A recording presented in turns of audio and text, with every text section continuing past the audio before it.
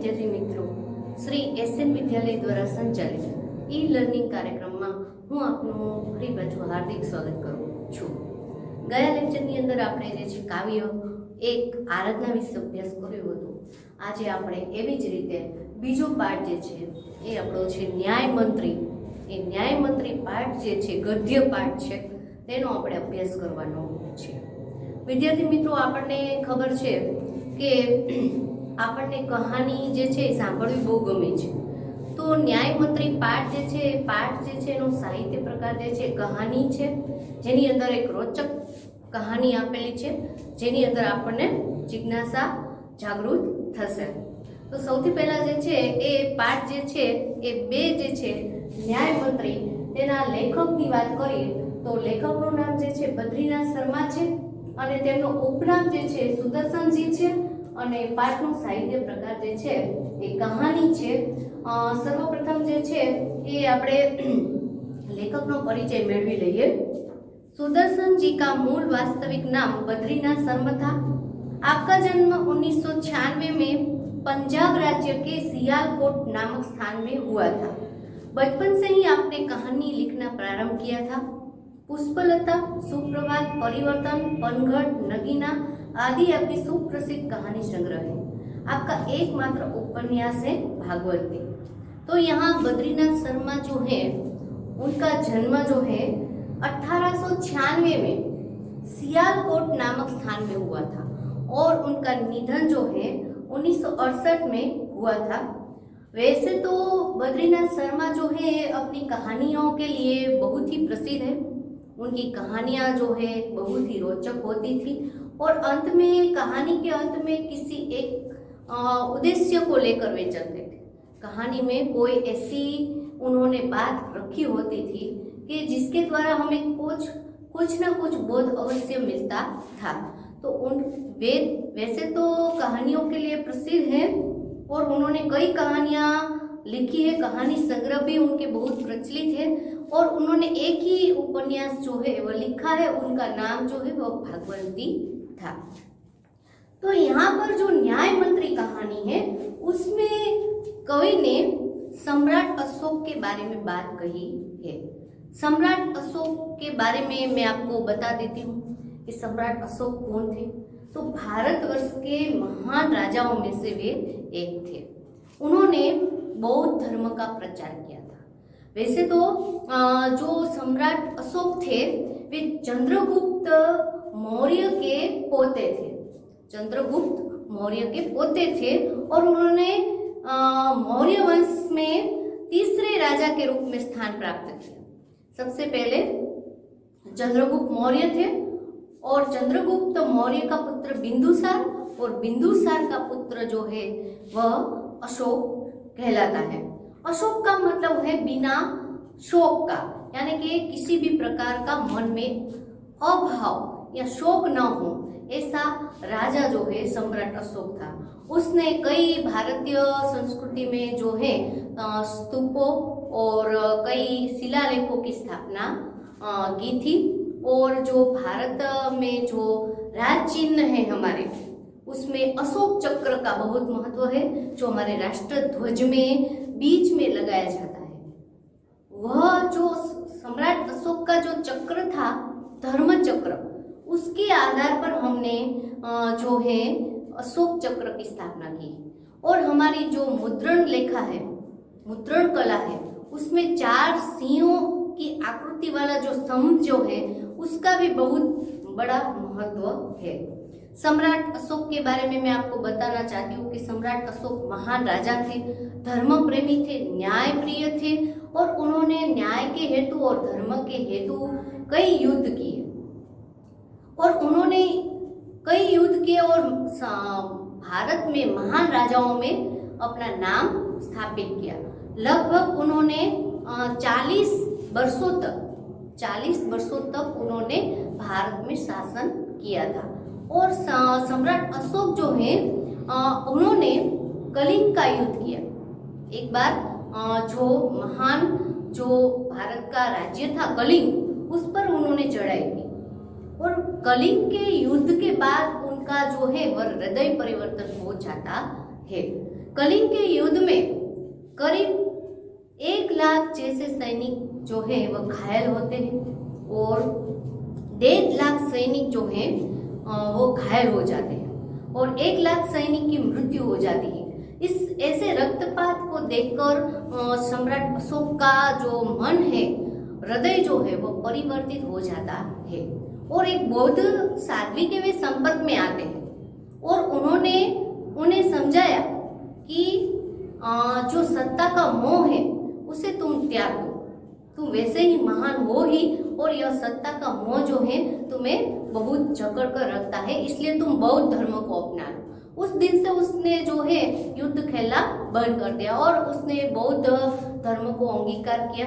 बौद्ध धर्म का धर्म परिवर्तन करके वे बौद्ध धर्म के प्रचारक बन जाते हैं। उन्होंने कई सांची स्तूपों और कई सारे जो से शिलालेखों में बौद्ध धर्म का प्रचार किया और उसके जो पुत्र और पुत्री थे उनको भी उन्होंने पुत्र और पुत्री को भी देश विदेशों में बौद्ध धर्म का प्रचार करने के लिए भेजा।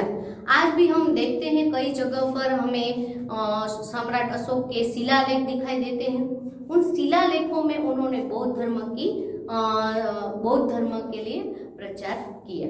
ऐसे महान और सम्राट के बारे में हमें पढ़ना होता है। हम जब किसी कहानी या किसी व्यक्ति का चरित्र पढ़ते हैं तो उसके बारे में हमें बहुत कुछ जानकारी होनी चाहिए।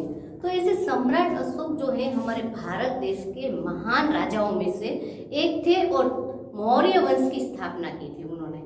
तो यहाँ पर सबसे पहले सम्राट अशोक की हमने जानकारी प्राप्त की। अब हम कहानी की ओर बढ़ते हैं कि कहानी में क्या है।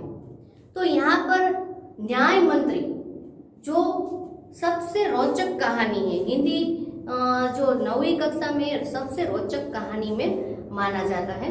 तो यहाँ न्याय की सर्वोपरिता स्थापित करने के हेतु यहाँ न्याय जो है वह कैसा होना चाहिए, इस बात को हमें अच्छी तरह से समझाया है। न्याय जो है वह राजा और रंग किसी में भेदभाव नहीं करता।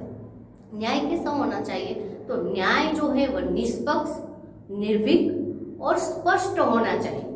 राजा जो है, न्याय मंत्री जो है वह किसी भी न्याय करते समय राजा या रंग में किसी भी प्रकार का भेद नहीं देखता, इस बात को हमें समझाया है। तो यहाँ पर न्याय मंत्री के रूप में एक ब्राह्मण जो है शिशुपाल को नियुक्त किया गया था और सम्राट अशोक का शासन था।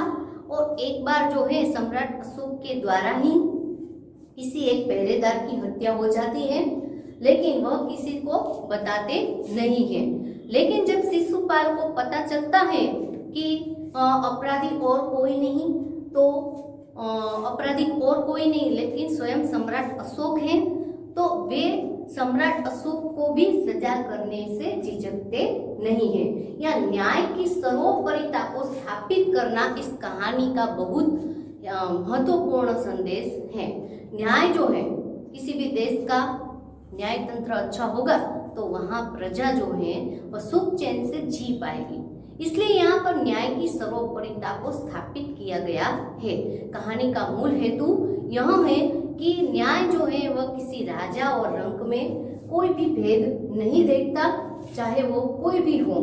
न्याय करते समय हमारा मन जो है वह निर्भीक, निष्पक्ष और स्पष्ट होना चाहिए। यहाँ न्याय की सर्वोपरिता स्थापित की गई है।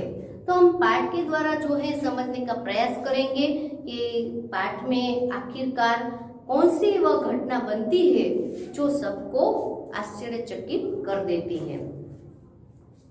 संध्या का समय था, चारों ओर अंधकार फैल चुका था। ऐसे में किसी ने बाहर से घर का दरवाजा खटखटाया। कौन है? ब्राह्मण शिशुपाल ने थोड़ा सा दरवाजा खोलते हुए पूछा। एक परदेसी बाहर से आवाज आई, क्या मुझे रात काटने के लिए स्थान मिल जाएगा? जैसे ही शिशुपाल ने दरवाजा खोला, उनके सामने एक नवयुवक खड़ा था। उन्होंने मुस्कुराकर कहा कि यह मेरा सौभाग्य है। अतिथि के चरणों से यह घर पवित्र हो जाएगा। आइए, पधारिए। अतिथि को लेकर शिशुपाल घर में गए और उनका आदर सत्कार किया। सम्राट अशोक जो है वह न्याय मंत्री की खोज में थे। उनका जो न्याय मंत्री था वह बहुत बूढ़ा हो चुका था और उसकी निवृत्ति का समय आ गया था। इसलिए सम्राट अशोक ने सोचा कि क्यों ना मैं ही स्वयं न्याय मंत्री की खोज में लग जाऊं। उन्होंने सोचा कि मैं ही न्याय मंत्री की खोज में लग जाता हूँ। इसलिए वे स्वयं ही नगर में भेष बदलकर नगर का परिभ्रमण कर रहे थे और उन्होंने ही सोचा कि मैं ही न्याय मंत्री की खोज करूंगा। इसलिए वे एक परदेसी का रूप धारण करते हैं और नगर में चारों ओर भ्रमण करते हैं। तो शाम हो जाती है, संध्या का समय हो जाता है और संध्या के समय में जो परदेसी बने हुए जो सम्राट अशोक थे, उन्होंने सोचा कि किसी घर में मैं आश्रय ले लेता हूँ। इसलिए वे शाम के समय किसी घर के दरवाजे पर जाते हैं और दरवाजा खटखटाता है और अंदर से आवाज आती है, कौन है? तो बाहर से जो व्यक्ति है वह कहता है कि मैं एक अतिथि हूँ और मुझे रात काटने के लिए थोड़ी सी जगह चाहिए। तो अतिथि के चरणों से उसका आंगन पवित्र हो जाएगा। इस उद्देश्य से शिशुपाल ने अपना घर का दरवाजा खोल दिया। तो बाहर एक नवयुवक खड़ा था। देखने में कैसा लग रहा था? नवयुवक के समान लग रहा था। इसलिए उसने घर का दरवाजा खोल दिया और अतिथि का स्वागत किया और कहा, आपके पवित्र चरणों से मेरा घर जो है बहुत ही पावन हो जाता है।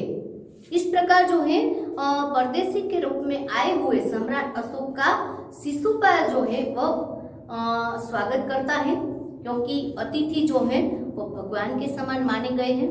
उनको उनका जो है स्वागत करना चाहिए। ऐसी हमारे भारतीय संस्कृति में प्रथा है। इसलिए शिशुपाल जो है वह एक ब्राह्मण है और ब्राह्मण के रूप में जो है शिशुपाल जो है अतिथि का स्वागत करते हैं और उसके अपने घर में ले जाते हैं और फिर दोनों जो है आपस में कुछ बातें करते हैं। फिर दोनों ने उस समय की देश की अवस्था पर बातें करना शुरू किया। शिशुपाल ने कहा कि आजकल बड़ा अन्याय हो रहा है, परंतु परदेसी इस बात से सहमत न था। वह बोला कि दोष निकालना तो सुगम है, परंतु कुछ कर दिखाना बहुत कठिन है।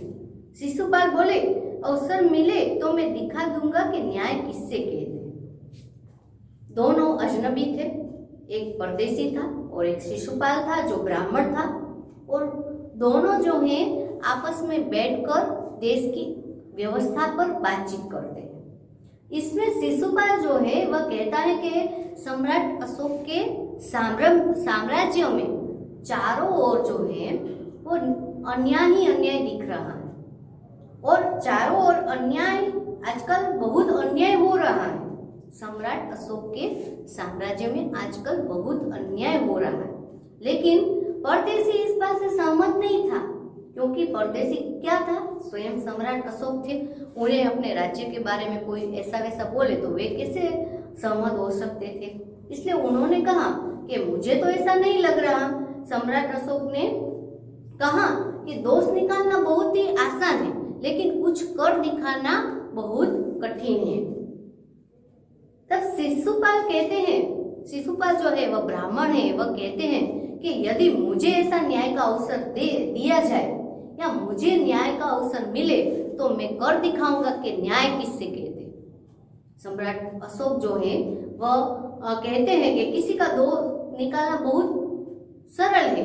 हम क्या करते, कोई कुछ काम करता है तो हम उसके दोष निकालते हैं। तो यहाँ पर सम्राट अशोक जो है वो परदेसी के रूप में है।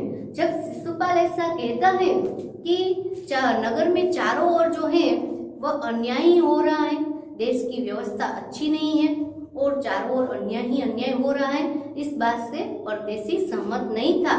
उसने तुरंत ही विरोध किया और कहा कि दोष निकालना आसान होता है और कुछ कर दिखाना बहुत कठिन होता है। तो शिशुपाल ने कहा कि यदि मुझे अवसर मिले, मुझे अवसर मिले तो मैं दिखा दूंगा कि न्याय किससे कहते हैं। फिर आपस में बात करते हैं। तो आप अवसर चाहते हैं? हाँ, अवसर चाहता हूँ। फिर कोई अन्याय नहीं होगा? बिल्कुल नहीं। कोई अपराधी दंड से न बचेगा? नहीं, बिल्कुल नहीं बचेगा। परदेसी ने मुस्कुराकर कहा, यह बहुत कठिन काम है। ब्राह्मण के लिए कुछ भी कठिन नहीं, मैं न्याय का डंका बजाकर दिखा दूंगा। परदेसी धीरे धीरे मुस्कुराए, फिर कुछ न बोले। फिर कुछ देर बाद दोनों सो गए। यह दोनों आपस में चर्चा करते हैं, दोनों देश की अवस्था पर बातें करते हैं। और शिशुपाल जो है वो ब्राह्मण है, उसने कहा कि आजकल सम्राट अशोक के राज्य में बहुत ही क्या हो रहा है, अन्याय हो रहा है। लेकिन इस बात से परदेसी सहमत नहीं हुआ। उसने कहा कि किसी का दोष निकालना बहुत ही आसान है, लेकिन कुछ कर दिखाना बहुत कठिन है। तब शिशुपाल कहता है कि मुझे यदि ऐसा अवसर मिले, मैं यदि न्याय मंत्री होता तो मैं ऐसा कुछ कर दिखाता कि चारों ओर न्याय का डंका बज जाता।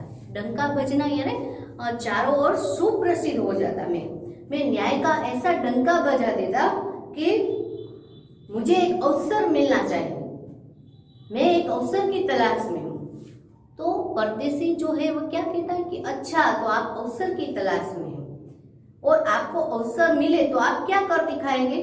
तो शिशुपाल कहता है कि मुझे ऐसा अवसर मिले तो मैं ऐसा न्याय करूंगा कि कोई अपराध करने का साहस नहीं करेगा, और मैं चारों ओर कोई अपराधी जो है वह दंड से नहीं बच पाएगा, और मैं चारों ओर न्याय का डंका बजा दूंगा। यानी कि मैं न्याय को इतना प्रसिद्ध कर दूंगा कि कोई अपराधी जो है वह दंड से बच नहीं पाएगा। तब परदेसी कहता है कि तुम जितना कहते हो वह कार्य इतना सरल नहीं है। न्याय करते समय कई सारी परेशानियों का सामना करना पड़ता है, क्योंकि न्याय करते समय हमारे सामने कई जो है हमारे सगे संबंधी आते हैं और उसको सजा देना बहुत ही कठिन होता है। लेकिन शिशुपाल बड़ी दृढ़ता से कहता है, शिशुपाल बड़ी दृढ़ता के साथ कहता है कि ब्राह्मण के लिए कुछ भी अशक्य नहीं है। मैं एक ब्राह्मण हूँ और ब्राह्मण के लिए कुछ भी अशक्य होता नहीं है। या ब्राह्मण का मतलब क्या है? ब्रह्मवत्ता न। ब्रह्म यानी जो ईश्वर है उसको जानने वाला, ब्रह्मवत्ता न। ब्राह्मण का क्या मतलब होता है कि ब्रह्मवत्ता न। तो शिशुपाल जो है वह क्या है? एक ब्राह्मण है, और ब्राह्मण का मतलब होता है ब्रह्मवत्ता न, यानी कि ईश्वर को जानने वाला। जो ईश्वर को जानने वाला है, शास्त्रों का जिसे ज्ञान होता है, उसे ब्राह्मण कहा जाता है। जिसने शास्त्रों का अभ्यास किया है, जिसने ब्रह्म को पढ़ा है, ईश्वर को पढ़ा है, ईश्वर की खोज में है, ऐसे ब्राह्मण के लिए कुछ भी कार्य कठिन नहीं होता। शिशुपाल बड़ी दृढ़ता से कहता है कि मैं एक न्याय के अवसर की तलाश में हूँ। यदि मुझे मौका मिले तो मैं सम्राट अशोक को बता दूंगा कि न्याय किससे कहते हैं। लेकिन परदेसी जो है वह कहता है कि न्याय करना इतना आसान नहीं होता है। तब शिशुपाल क्या कहता है कि ब्राह्मण के लिए कुछ भी कठिन नहीं है। मैं एक ब्राह्मण हूँ और ब्राह्मण के लिए कुछ भी कार्य कठिन नहीं होता। ब्राह्मण यानी ब्रह्मवत्ता न। जो ब्रह्म यानी ईश्वर, ईश्वर को जानने वाला है, शास्त्रों को पढ़ने वाला होता है, उससे ब्राह्मण कहते हैं। तो जिसने शास्त्रों का अभ्यास किया है, जिसने शास्त्रों का अभ्यास किया है, ऐसे ब्राह्मणों के लिए कोई भी कार्य जो है वो कठिन नहीं होता। यहाँ दोनों आपस में बात करते हैं। परदेसी जो है वह मुस्कुराता है, क्योंकि उसने सोच लिया कि मुझे ऐसे ही न्याय मंत्री की तलाश है जो निर्भीक हो और न्याय करने में कभी पीछे नहीं हटे। उनकी जो खोज थी वो जैसे पूर्ण हो गई हो शिशुपाल जैसे न्याय मंत्री को पाकर, इसलिए वे मन ही मन मुस्कुराते और दोनों आपस में देर रात तक बातें करने के बाद फिर सो जाते हैं। दोनों ने आपस में कई सारे देश की व्यवस्थाओं पर बात की और अंत में दोनों सो जाते हैं। फिर दूसरे दिन सुबह उठकर परदेसी ने शिशुपाल को धन्यवाद देकर उनसे विदा ली। सुबह होती है, परदेसी जो है, जो सम्राट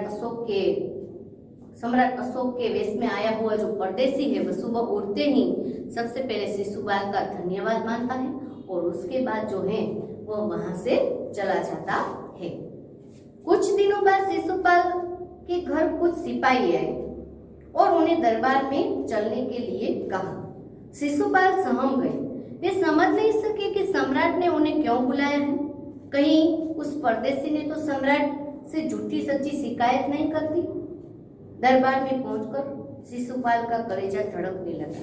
जब उन्होंने देखा कि परदेसी सम्राट अशोक हैं, तो उनका आश्चर्य का ठिकाना नहीं रहता। थोड़े दिन के बाद शिशुपाल जो है वह अपने काम में लग गया था। उसे परदेसी के बारे में कुछ याद भी नहीं था।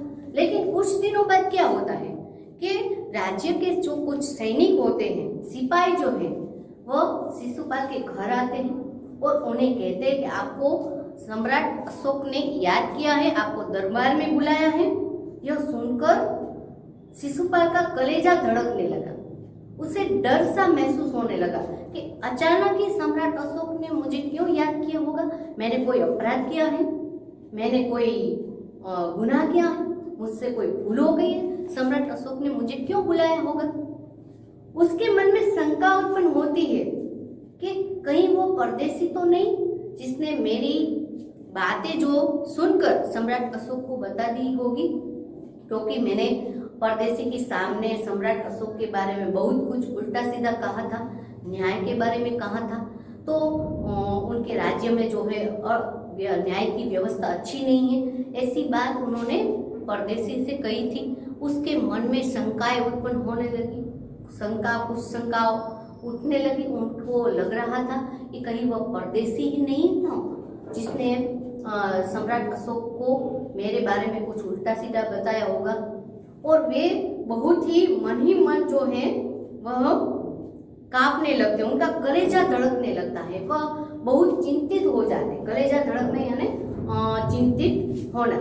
और जब वे दरबार में उपस्थित होते हैं तब उन्हें पता चलता है कि परदेसी और कोई नहीं, स्वयं सम्राट अशोक है। जब वे दरबार में जाते हैं तो वहां राज सिंहासन पर देखते हैं तो उनका आश्चर्य का ठिकाना नहीं रहता है। शिशुपाल जो है वो बहुत सहम जाते हैं, आश्चर्य का ठिकाना नहीं रहता है, क्योंकि परदेसी और कोई नहीं, स्वयं सम्राट अशोक थे। सम्राट बोले, ब्राह्मण देवता, मैं आपको न्याय का अवसर देना चाहता हूँ, आप तैयार हैं?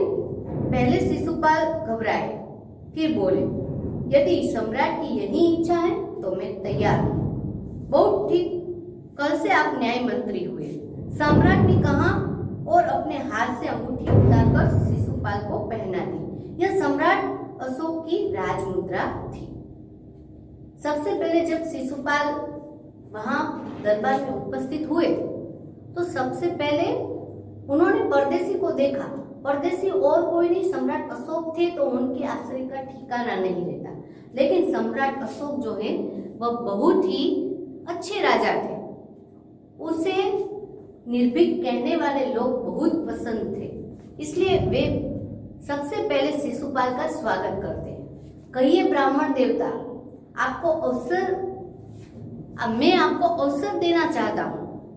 ब्राह्मण देवता का स्वागत करते हैं, शिशुपाल का स्वागत करते हैं और कहते हैं कि मैं आपको न्याय का अवसर देना चाहता हूँ। आप कहते थे ना कि मुझे न्याय का एक अवसर चाहिए, तो मैं आपको वह अवसर देना चाहता हूँ।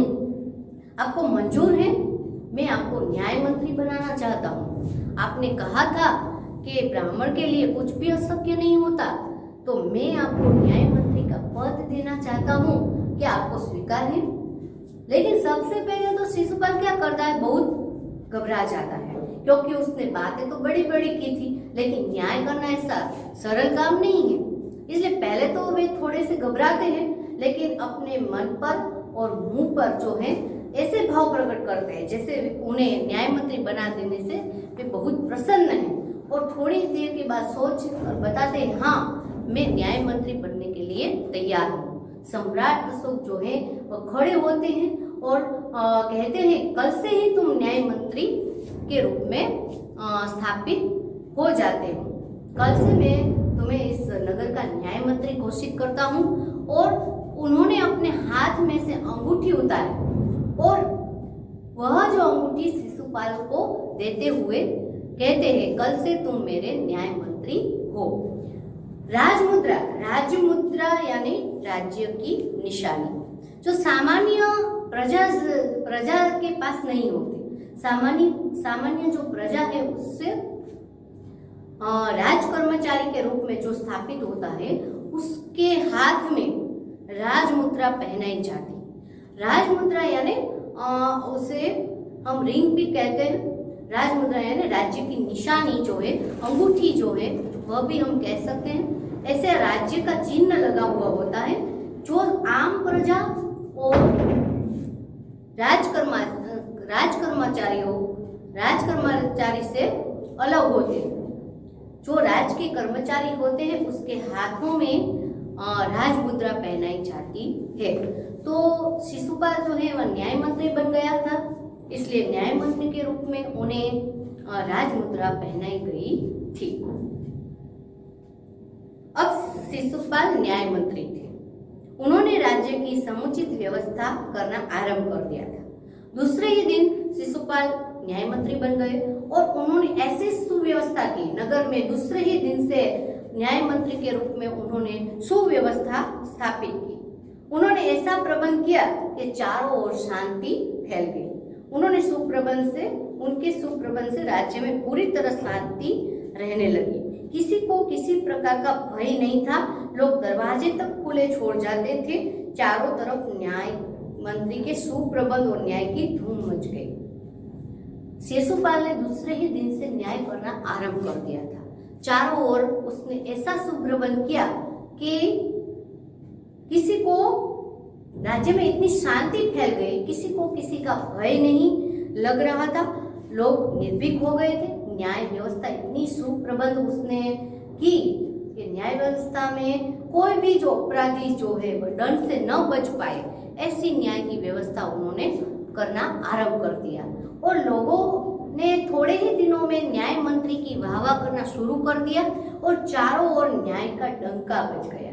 चारों ओर इतनी उसकी प्रसिद्धि फैल गई कि चारों ओर जो है न्याय मंत्री के रूप में शिशुपाल की वाहवाह होने लगी। लोगों के मन में जो डर था वो डर दूर हो गया और लोग जो है वो अपने घर के दरवाजे तक खुले छोड़कर चले जाते थे। दरवाजे खुले कब छोड़कर जाते? जब न्याय व्यवस्था इतनी अच्छी होती, सुप्रबंध होता है, कोई न्याय करने का साहस और अन्याय करने का साहस न कर सकेगा। ऐसी सुव्यवस्था जो है शिशुपाल ने की कि लोग के मन में से जो भय जो है वह दूर हो गया और लोग अपने घर का दरवाजा जो है वह भी खुला छोड़कर जाने लगे और चारों ओर शिशुपाल की वाहवाह होने लगी और उसने न्याय का डंका बजा दिया। इस प्रकार जो है शिशुपाल ने क्या किया कि न्याय मंत्री के रूप में ऐसा प्रबंध किया, सम्राट अशोक भी खुश हो गए और ऐसी सुव्यवस्था की कि लोगों के मन में जो डर था, भय था, वह दूर हो गया और लोग आराम से जीने लगे। लगभग 1 महीने के बाद किसी ने रात में एक पहरेदार की हत्या कर दी। सुबह होते ही यह बात चारों ओर नगर में फैल गई। लोग बड़े हैरान थे। शिशुपाल की तो नींद ही उड़ गई। उन्होंने खाना पीना तक छोड़ दिया और अपराधी का पता लगाने में दिन रात एक कर दी।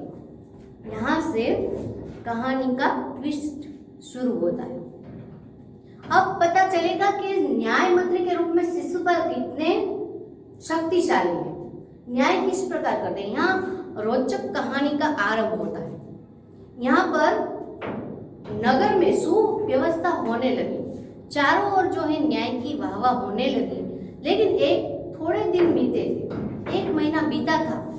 उसके बाद एक रात एक पहरेदार की हत्या हो गई।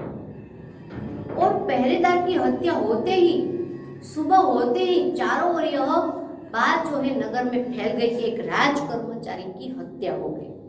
लोग न्याय का दरवाजा खटखटाने के लिए न्याय मंत्री के पास आए और कहने लगे, ऐसे राज कर्मचारी की हत्या हो गई, उसका पता लगाइए, किसने यह अपराध किया। तो शिशुपाल की तो रातों की नींद ही उड़ गई। वे बहुत परेशान हो गए कि अब अपराधी का पता कैसे लगाया जाए, किसने इस राज कर्मचारी की हत्या की होगी। वे परेशान हो गए, उनकी नींद उड़ गई, उन्होंने खाना पीना तक छोड़ दिया और वे अपराधी का पता लगाने में दिन रात एक करने लगे। जब से पहरेदार की हत्या हुई तो शिशुपाल की रातों की नींद उड़ गई। उन्होंने सोचा कि अब मैं इस अपराधी का पता कैसे लगाऊंगा। उन्होंने दिन रात एक कर दिए, बहुत कड़ी मेहनत की, परेशान हो गए और वे खाना पीना तक छोड़कर अपराधी को ढूंढने में लग गए थे। बहुत प्रयत्न करने के बाद जब अपराधी का पता चला तो शिशुपाल के आश्चर्य का ठिकाना न था। स्वयं सम्राट ने उस पहरेदार की हत्या की थी। सम्राट को अपराधी घोषित करना बहुत ही कठिन काम था। शिशुपाल करे भी तो क्या करे। एक ओर न्याय मंत्री थे और दूसरी ओर सम्राट के सेवक थे, परंतु न्याय की दृष्टि में सम्राट और साधारण व्यक्ति में कोई अंतर नहीं होता। बहुत प्रयत्न किए, शिशुपाल ने दिन रात एक कर दिया, अपराधी को ढूंढने में दिन रात एक कर दिए और जब उन्हें अपराधी का पता चला तो उसके आश्चर्य का ठिकाना न रहा, क्योंकि अपराधी और कोई नहीं, स्वयं सम्राट अशोक थे। सम्राट अशोक ने ही पहरेदार की हत्या की थी। अब शिशुपाल की दुविधा और बढ़ गई। शिशुपाल ने सोचा कि अब मैं क्या करूं, सम्राट अशोक को कैसे मैं सजा सुनाऊंगा। एक और वे न्याय मंत्री हैं, न्याय मंत्री के रूप में उनका न्याय करना अति आवश्यक है, और दूसरी ओर वे राजा के सेवक भी थे और राजा की जिंदगी बचाना भी बहुत जरूरी है। मन ही मन सोचने लगे कि क्या किया जाए, न्याय मंत्री के रूप में मैं न्याय करूं या एक राज सेवक के रूप में न्याय करूं। उसके मन में दुविधा और बढ़ गई, क्योंकि अपराधी और कोई नहीं, स्वयं सम्राट अशोक थे और राजा को सजा देना बहुत ही कठिन था। कोई भी राज्य का राजा हो, उसे सजा देना जो है, उसे अपराधी जो है घोषित करना कितना कठिन काम होता है।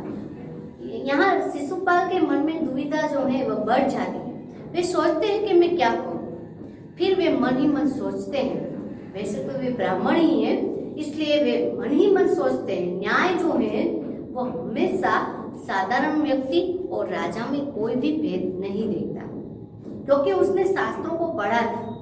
यदि न्याय करना चाहते हैं तो राजा और रंग में कोई भी भेद नहीं होना चाहिए। वह मन से दृढ़ निश्चय कर लेते हैं, चाहे जो कुछ भी हो जाए, मैं सम्राट अशोक को सजा अवश्य दूंगा। अगले दिन शिशुपाल दरबार में पहुंचे। सम्राट अशोक सिंहासन पर बैठे थे। आते ही उन्होंने शिशुपाल से पूछा, अपराधी का पता चला? न्याय मंत्री ने साहसपूर्वक कहा, जी हाँ, चल गया। तो फिर उसे उपस्थित करो। दूसरे दिन सभी लोग दरबार में पहुंचते हैं। सम्राट अशोक जो है वह अपने सिंहासन पर बैठे हुए थे। जैसे ही शिशुपाल वहां पहुंचते हैं, तुरंत ही प्रश्न करते हैं, तुम्हें अपराधी का पता चला? कई दिन हो गए, 2-3 महीने हो गए, क्या तुम्हें अपराधी का पता चला? तो तुरंत ही शिशुपाल जो है निर्भीक होकर कहता है, हाँ, अपराधी का पता चल गया है। तो सम्राट अशोक उसे आदेश देते हैं कि उस अपराधी को मेरे सामने प्रस्तुत करो, मेरे सामने उसे उपस्थित करो। अब उसकी दुविधा और बढ़ गई, अब क्या करें, अपराधी को कैसे सम्राट अशोक के सामने उपस्थित करें। मन ही मन वो सोच रहा था। न्याय मंत्री कुछ रुके और फिर उच्च अधिकारी को संकेत करते हुए बोले, धनवीर, इन्हें गिरफ्तार कर लो, मैं आज्ञा देता हूँ। संकेत सम्राट की ओर था। दरबार में निस्तब्धता छा गई। सम्राट का चेहरा क्रोध से लाल हो गया। वे सिंहासन से खड़े हो गए और बोले, इतना साहस? फिर क्या होता है कि शिशुपाल जो है वह सोचने लगता है कि क्या किया जाए, मैं सम्राट अशोक को कैसे अपराधी घोषित करूं। फिर अपने दृढ़ संकल्प के साथ वह कहता है और कुछ अधिकारियों को संकेत करते हुए कहता है, धनवीर, इसे गिरफ्तार करो। और उसका जो इशारा जो है वह सम्राट अशोक की ओर था। वह सम्राट अशोक की ओर उंगली करते हुए कहता है कि धनवीर, उसे गिरफ्तार करो। ऐसा सुनते ही सम्राट अशोक जो है वह क्रोध से लाल हो जाते हैं और सिंहासन पर से खड़े हो जाते हैं और उसने कहा कि तुम्हारा इतना साहस, तुम मुझे अपराधी ठहराते हो। लेकिन शिशुपाल जो है उसकी बात भी नहीं सुनता, जैसे कि उसने सुना ही ना हो। अपने न्याय मंत्री होने का जो वह कर्ज अदा कर रहे हैं और जैसे कि निर्भीक होकर वह सम्राट अशोक को भी अपराधी घोषित करने में बिल्कुल झिझकते नहीं है। तुरंत ही वे धनवीर को आदेश देते हैं कि अशोक को गिरफ्तार कर लो। यहाँ वह सम्राट का संबोधन नहीं करते हैं, लेकिन कहते हैं, उंगली बताकर कहते हैं कि उसको गिरफ्तार कर लो। चारों ओर दरबार में निस्तब्धता यानी कि शांति स्थापित हो गई। चारों ओर जो है लोग आश्चर्यचकित हो गए कि सम्राट अशोक ने एक पहरेदार की हत्या की और न्याय मंत्री ने उसे अपराधी घोषित करने में भी बिल्कुल भी जो है झिझकते नहीं है और उसे गिरफ्तार करने का आदेश देते हैं। न्याय मंत्री ने ऐसा भाव प्रकट किया जैसे कुछ सुना ही नहीं हो। उन्होंने अपने शब्दों को फिर दोहराया, धनवीर, देखते क्या हो, अपराधी को गिरफ्तार कर लो। दूसरे ही क्षण सम्राट के हाथों में हथकड़ी पड़ गई। जो सम्राट अशोक से वो क्रोध से लाल हो जाते हैं और सिंहासन से उठ खड़े होते हैं और वे कहते हैं कि तुम्हारा इतना साहस, तुम मुझे गिरफ्तार करोगे। लेकिन जैसे शिशुपाल ने उनकी बात सुनी ही नहीं हो, वह अभी राजा है ही नहीं, राजा है ही नहीं, ऐसा मानकर फिर से सैनिकों को आदेश देते हैं, देखते क्या हो, इस अशोक को गिरफ्तार कर लो, इसने अपराध किया है और इसे गिरफ्तार कर लो। और दूसरे ही क्षण सम्राट अशोक के हाथ में हथकड़ी पड़ जाती है। यहाँ न्याय मंत्री ने उसे सम्राट अशोक नहीं कहा, अशोक कहा, उस अशोक को गिरफ्तार कर लो। दूसरे ही क्षण उनके हाथों में हथकड़ी पड़ जाती है। न्याय मंत्री ने कहा, अशोक, तुम पर पहरेदार की हत्या का आरोप है, तुम इसका क्या उत्तर देते हो? सम्राट होठ काट कर रह गए। फिर शिशुपाल जो है वह अशोक से पूछते हैं कि तुमने एक अपराधी की एक पहरेदार की हत्या की, तुम पर हत्या का आरोप है, तुम क्या कहते हो, तुमने ये हत्या क्यों की? तब सम्राट अशोक जो है वह होठ काट कर रह जाते हैं, यानी कि बहुत शोक अनुभव करते हैं। वह मस्तक झुकाकर खड़े हैं, उसके हाथों में हथकड़ियां है, लेकिन कुछ बोल नहीं पाते हैं। और शिशुपाल जो है वह निर्भीक होकर कहता है कि क्या तुमने पहरेदार की हत्या की है और ऐसी हत्या तुमने क्यों की, उसका उत्तर मांगते हैं। और सम्राट अशोक सिर झुकाकर खड़े हैं, बड़े शोक का अनुभव कर रहे हैं। न्याय मंत्री ने फिर पूछा, तो तुम अपराध स्वीकार करते हो? हाँ, मैंने उसे मारा अवश्य है, पर वह उड्डन था। सम्राट का उत्तर था, वह उड्डन था या नहीं, तुम्हें एक राज कर्मचारी की हत्या की है, तुम अपराधी हो, तुम्हें मृत्यु दंड दिया जाता है। न्याय मंत्री ने निर्णय दिया। फिर न्याय मंत्री पूछते हैं कि तुम कुछ बताओ, क्यों कुछ बताते नहीं? तुम पर एक पहरेदार की हत्या का आरोप है, तुम बोलते नहीं, इसका मतलब यह है कि तुम अपराधी अवश्य हो। तब सम्राट अशोक कहते हैं, हाँ, मैंने उस पहरेदार की हत्या जरूर की है, क्योंकि वह पहरेदार उद्दंड था। उद्दंड यानी अविवेकी था। मैंने उससे कुछ प्रश्न पूछे तो उसने मुझे उल्टा सीधा जवाब बताया, इसलिए मैंने उसकी हत्या कर दी। वह कैसा था? उद्दंड था। पहरेदार कैसा था? उद्दंड था। इसलिए सम्राट अशोक कहते हैं कि हाँ, मैंने ही उस पहरेदार की हत्या कर दी है, क्योंकि वह एक उद्दंड था। तब शिशुपाल न्याय मंत्री के रूप में बोलते हैं, वह उद्दंड था या नहीं, लेकिन न्याय करना तुम्हारे हाथ में नहीं था। न्याय मंत्री के होते हुए तुमने अपराधी को सजा क्यों दी, उसकी हत्या क्यों की? इसलिए तुम बहुत ही बड़े अपराधी हो। न्याय से बड़ा कोई नहीं। यहाँ न्याय मंत्री कहते हैं, न्याय जो है वह राजा से भी बड़ा होता है। किसी राज्य में न्याय मंत्री के होते हुए राजा खुद जो है वह किसी को सजा नहीं दे सकता। राज्य की बड़ी सुव्यवस्था थी पहले जमाने में। न्याय मंत्री के होते हुए राजा स्वयं किसी को सजा नहीं दे सकता। इसलिए यहाँ शिशुपाल कहता है कि वह उद्दंड था या नहीं, तुम्हें उसे सजा नहीं देनी थी। सजा देने के लिए न्याय मंत्री अवश्य थे, लेकिन तुमने न्याय को हाथ में लिया और पहरेदार की हत्या कर डाली। इसलिए तुम अपराधी हो। तुमने एक निर्दोष व्यक्ति को मार डाला है। तुम अपराधी हो और तुम्हें मृत्युदंड की सजा सुनाई जाती है। चारों ओर बिल्कुल शांति फैल जाती है। लोग आश्चर्यचकित हो जाते हैं कि राजा को मृत्युदंड की सजा कैसे मिल सकती है। लोग आपस में एक दूसरे का मुंह देखने लगते हैं। यहाँ न्याय मंत्री ने किसी की भी परवाह नहीं की और वो सजा सुनाते हैं कि तुम्हें मृत्युदंड दिया जाता है। तो यहाँ पर जो शिशुपाल है वह निर्भीक न्याय मंत्री था। उसने जरा भी चिंता नहीं की अपनी, और राजा को भी सजा देने से बिल्कुल झिझकता नहीं है। और तुरंत ही वे कहते हैं, मेरे होते हुए, न्याय मंत्री के होते हुए तुमने न्याय को हाथ में क्यों लिया? भले ही तुम राजा हो, इसका यह मतलब नहीं है कि तुम किसी को भी सजा दे सकते हो। न्याय मंत्री के होते तुम किसी को सजा नहीं दे सकते हो। ऐसी सुव्यवस्था जो है पहले जमाने में थी।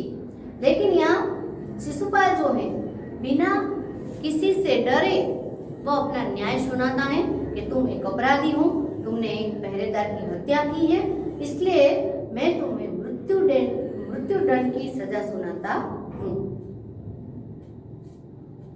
सभा में सन्नाटा छा गया। न्याय मंत्री का निर्णय सुन सम्राट सिर झुका लिया। न्याय मंत्री का निर्णय सुनकर सम्राट ने सिर झुका लिया। वे तो स्वयं शिशुपाल की परीक्षा में सफल हो गए थे। सम्राट का हृदय ऐसे व्यक्ति को पाकर गदगद हो रहा था। चारों ओर सभा में सन्नाटा छा गया, जैसे कि शांति छा गई। कोई बोलता नहीं था। चारों ओर शांति छा गई थी और सम्राट अशोक भी सिर झुकाकर खड़े थे, क्योंकि उन्होंने न्याय मंत्री के ऐसे न्याय से वे भी प्रफुल्लित हो जाते। उनको भी ऐसा लगता है कि ऐसे न्याय मंत्री को पाकर मैं बहुत ही खुश हो गया हूँ। ऐसे न्याय मंत्री मेरे राज्य में ऐसी सुव्यवस्था की को राजा को भी दंड देते हुए वह बिल्कुल भी घबराता नहीं था। और ऐसे न्याय मंत्री को पाकर मन ही मन सम्राट अशोक जो है वह अपने आप पर गर्व महसूस कर रहे थे कि मैंने जो न्याय मंत्री चुना है वो बहुत ही अच्छा है, क्योंकि उसने राजा को भी सजा देने से बिल्कुल वह घबराता नहीं। इसलिए वे खुश हो जाते हैं। मन ही मन जो है सर झुकाकर मन ही मन जो है वह अपनी पसंदगी पर वे गर्व महसूस करते हैं कि आज मैंने अच्छे एक न्याय मंत्री की नियुक्ति की है। तभी न्याय मंत्री का संकेत पाकर एक कर्मचारी सम्राट अशोक की सोने की मूर्ति लेकर उपस्थित हो गया। न्याय मंत्री खड़े होकर कहते हैं, सज्जनों, यह सच है कि मैं एक न्याय मंत्री हूँ, और यह भी एक सच है कि अपराधी को दंड मिलना चाहिए, परंतु अपराधी और कोई नहीं, स्वयं सम्राट अशोक है। शास्त्रों में राजा को ईश्वर का रूप माना गया है, इसलिए उसे ईश्वर ही दंड दे सकता है। अतः एवं मैं आज्ञा देता हूँ कि सम्राट को चेतावनी देकर छोड़ दिया जाए और उनके स्थान पर उसकी सोने की मूर्ति को फांसी पर लटका दिया जाए, जिससे लोगों को शिक्षा मिले। फिर सम्राट अशोक ने सर झुकाकर वे खड़े हैं और शिशुपाल जो है एक राजकर्मचारी को संकेत करता है और राजकर्मचारी सम्राट अशोक की एक सोने की मूर्ति लेकर उपस्थित होता है और वे प्रजाजनों के सामने बताते हुए कहते हैं कि मैं एक न्याय मंत्री हूँ और न्याय मंत्री के रूप में मुझे एक न्याय करना बहुत ही आवश्यक है। और सज्जनों, मैं एक न्याय मंत्री हूँ और न्याय मंत्री के रूप में मुझे सच्चा न्याय करना चाहिए, लेकिन यहाँ अपराधी और कोई नहीं, स्वयं सम्राट अशोक है। अपराधी और कोई नहीं, स्वयं सम्राट अशोक है। तो सम्राट अशोक जो है वह स्वयं अपराधी है और उन्हें भी दंड मिलना चाहिए, लेकिन शास्त्रों में कहा गया है, यहाँ मैंने ब्राह्मण की जो आपको बात बताई थी, यहाँ वही बात मैं आपको बताना चाहती हूँ। शास्त्रों में कहा गया है कि ईश्वर भगवान का ही रूप होता है, राजा जो है वह भगवान का ही रूप होता है और राजा को केवल ईश्वर ही सजा दे सकते हैं। इसलिए यहाँ सम्राट अशोक को मैं शिक्षा देना चाहता हूँ, लेकिन उसकी जगह उसकी सोने की मूर्ति जो है उसको मैं फांसी पर चढ़ाना चाहता हूँ ताकि लोगों को सबक मिले। यहाँ पर शिशुपाल जो है उसने शास्त्रों का अभ्यास किया था, शास्त्रों का अभ्यास किया था। ब्राह्मण यानी ब्रह्म का ज्ञान जिससे है, उसने कई सारे शास्त्र पढ़े थे, इसलिए वह यहाँ समस्या का हल निकालता। उसने क्या कहा कि शास्त्रों में कहा गया है कि राजा जो है ईश्वर तुल्य है और राजा को कोई सजा नहीं दे सकता, केवल ईश्वर ही सजा दे सकते हैं। इसलिए मैं सम्राट अशोक के स्थान पर उसकी सोने की मूर्ति को फांसी पर चढ़ाना चाहता हूँ और ताकि लोगों को सबक मिले। यहाँ पर शास्त्रों के द्वारा जो है समस्या का हल वे ढूंढ लेते हैं। शिशुपाल जो है बड़े चतुर व्यक्ति थे, शास्त्रों का भी अभ्यास किया था और उसमें बुद्धि ज्ञान भी बहुत था, इसलिए वे शास्त्रों का सहारा लेकर एक और वो न्याय मंत्री के रूप में सिद्ध हो जाते हैं, एक और वो राजा को भी बचा लेते हैं और न्याय मंत्री के रूप में भी श्रेष्ठता साबित कर पाते हैं, क्योंकि उन्हें शास्त्रों का ज्ञान था। ब्राह्मणों को शास्त्रों का ज्ञाता बताया गया है, ब्रह्मवत्ता न, यानी कि जो शास्त्रों का ज्ञाता है, ब्रह्म का ज्ञान जो रखता है उसे ब्राह्मण कहा जाता है। इसलिए उसने निर्भीकता पूर्वक कहा था कि मैं एक ब्राह्मण हूँ और ब्राह्मण के लिए कुछ भी अशक्य नहीं होता। जिसे शास्त्रों का ज्ञान होता है उसके लिए कुछ भी काम अशक्य नहीं होता। यहाँ शिशुपाल बड़ी ही चतुराई से राजा को भी बचा लेते हैं और न्याय मंत्री के रूप में न्याय भी सही करते हैं। उसके न्याय से सभी लोग प्रसन्न हो जाते हैं। न्याय मंत्री का न्याय सुनकर लोग जय जयकार कर उठते हैं। जब सब लोग चले जाते हैं तो शिशुपाल ने राजमुद्रा सम्राट के सामने रख दी और बोले, महाराज यह राजमुद्रा वापस ले लीजिए, मुझसे बोझ नहीं उठा जाएगा। अशोक ने सम्मान भरी दृष्टि से उनकी ओर देखते हुए गदगद कंठों से कहा,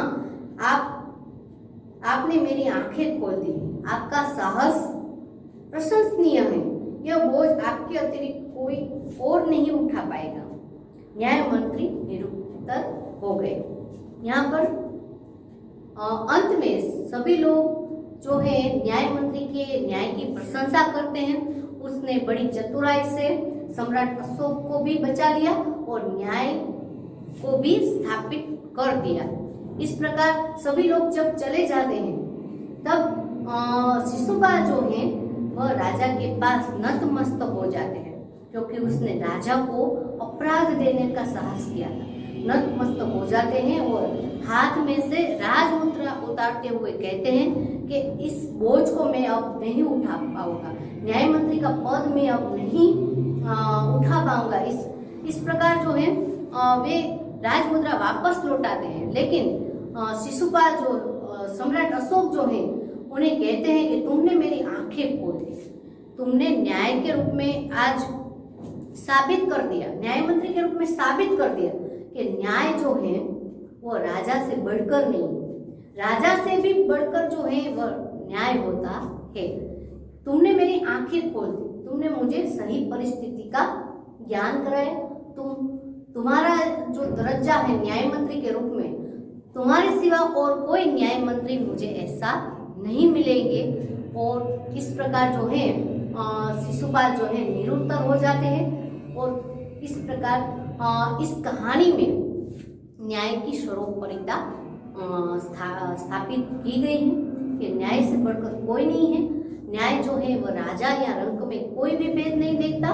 और यहाँ शिशुपाल जो है न्याय मंत्री के रूप में बहुत ही अच्छा काम करते हैं। राजा को भी वे दंड देने से झिझकते नहीं है। कुछ शब्दार्थ को देख लेते हैं। यहाँ पर जो है सौभाग्य यानी सद्भाग्य, सुप्रबंध यानी सुव्यवस्था, राजमुद्रा यानी राज की निशानी, उद्दंड यानी अविवेकी, निस्तब्धता यानी शांति, सुगम यानी सरल, अतिथि यानी मेहमान। कुछ मुहावरे को भी देख लेते। डंका बजाना यानी सुप्रसिद्ध होना, रात दिन एक करना यानी कड़ी मेहनत करना, होठ काटना यानी शोभ अनुभव करना यानी संकोच अनुभव करना, सहम जाना यानी आश्चर्यचकित हो जाना, गदगद होना यानी भाव विभोर होना, नींद उड़ जाना यानी परेशान हो जाना, आंखें खोल देना यानी कि सही परिस्थिति को समझना। तो यहाँ पर हमने न्याय मंत्री कहानी पढ़ी। यह अभी अधूरा पाठ है। मैं प्रश्नों की चर्चा जो है अगले वीडियो में करूंगी और कुछ आपको न्याय की बातें बताऊंगी। और यहाँ पर आप कुछ मुहावरे को भी देख लीजिएगा। और कहानी का जो मूल हेतु जो है वो न्याय स्थापित करना है। इस कहानी का भाव आप समझ लीजिएगा। यहाँ जो लेखक का बोध जो है वह न्याय स्थापित करना है, यानी कि न्याय मंत्री के रूप में जो न्याय की बात की गई है, न्याय जो है सर्वोपरि है। न्याय निष्पक्ष निर्भीक होना चाहिए। या न्याय मंत्री ने न्याय करते समय किसी बात को संकोच नहीं रखा और वे राजा को भी दंड देने से झिझकते नहीं है। अगले वीडियो में मैं आपसे इस कहानी के बारे में और बातें करूंगी। तब तक के लिए मैं आपसे आज्ञा चाहती हूँ। जय हिंद, जय भारत।